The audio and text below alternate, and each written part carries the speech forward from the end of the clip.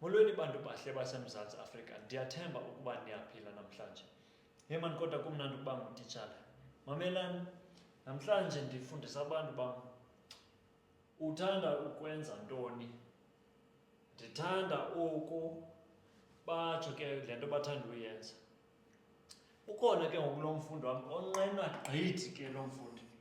Mamelani, lo uthi ndithanda ukulala. Qha ndithi ayikho enye into, ndithanda ukulala. Ndithi kwabanye ke kunyanzeleka ukuba ucacise ndithanda uku, emva koko ongeze ke ngoku uthi ndithanda uku, umzekelo, baleka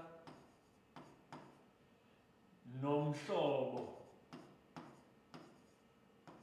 wam eKapa.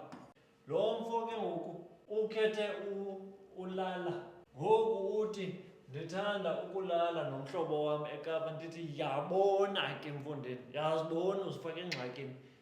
Uthi njani? Ndithi khawutsho ke ngesiNgesi le nto uyithethayo. Yho. Ndathi yabona ke uzivezile wena. Nguwe lo othanda umjolo, utsibatsibe ezindongeni apha. Heyi, hayi mani, tshini abantu balapha eKapa, kunzima. Lumkelani.